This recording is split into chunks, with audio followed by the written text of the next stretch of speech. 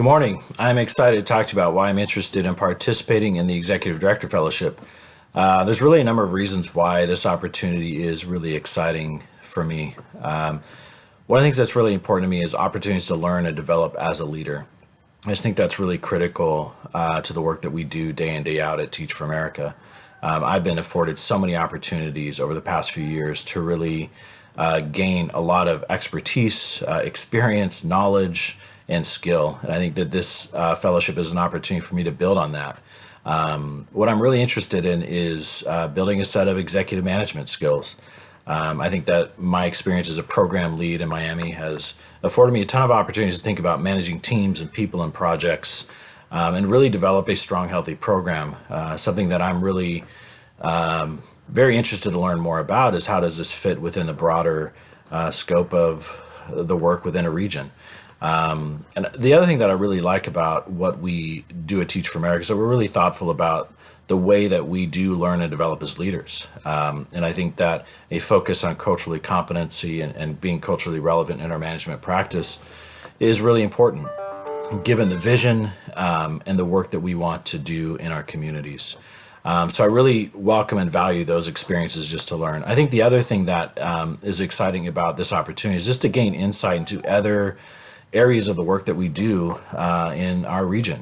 I think about our work in development, fundraising, and building relationships with donors. So I really want to gain insight into our fundraising philosophy and how we think about the relationships we build within the community and across the country, and helping to support the work that we do. I also think about our board and building relationships and understanding board management. I think about our operations and talent and planning. And these are all areas that I am fortunate enough to touch a little bit, given the work that I do in leading our program team. But I really see a huge opportunity to gain deeper insight into how these areas work and function. The executive director role is really inspiring to me. I think the opportunity to set a clear, bold vision and direction for a region is really powerful. And I've seen firsthand and work with my own executive director the impact that can have both on our staff, our region, but also in the community in which we work. I think the executive director role is compelling, not only for the reason of just having a bold and being able to set a clear direction for an entire region, but for the opportunity to really work across institutions. I think a lot about, I think it's easy to think about Teach for America and building a strong program for core members and alumni.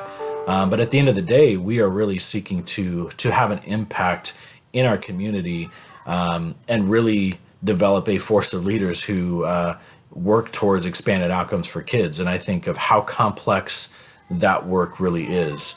And there are really systemic causes and consequences surrounding educational inequity. And so I think the executive director role is compelling because you work across institutions, not only as a cultural leader with a team and with a region, but really also setting a tone in the conversation within our community around what is possible for kids, and also what are the causes and consequences to educational inequity.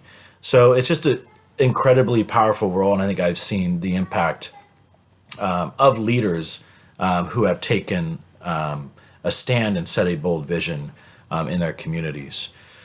When it comes to a leadership challenge, it was a couple of years ago, and I had two senior leaders or two directors on my Continuum team that were pretty unhappy with some decisions that we made when it came to headcount and kind of restructuring the region.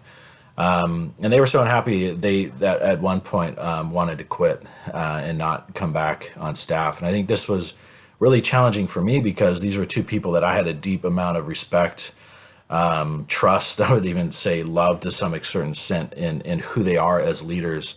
And I was really frustrated with the fact that they did not like some of the choices that were made, but they also didn't like the idea that they couldn't have a certain title.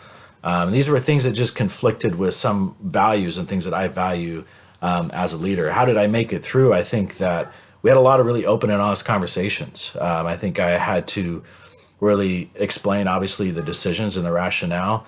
I had to also do that in a moment of really showing empathy and value for who they are as leaders, and also kind of giving them the opportunity and room to grow. I think some of the conversations got pretty contentious and pretty challenging at times.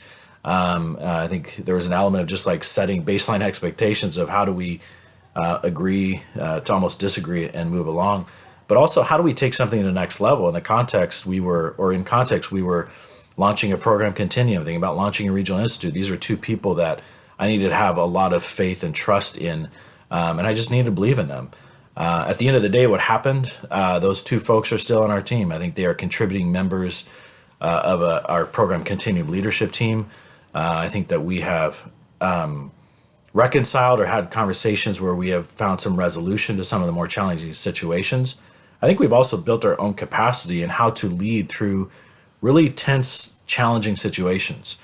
For me, as a leader of a team, that's really important for me. I think it's really important that I give that opportunity for people that I'm leading to learn and grow in those ways. So at the end of the day, we were able to figure out how to move forward throughout that really difficult situation.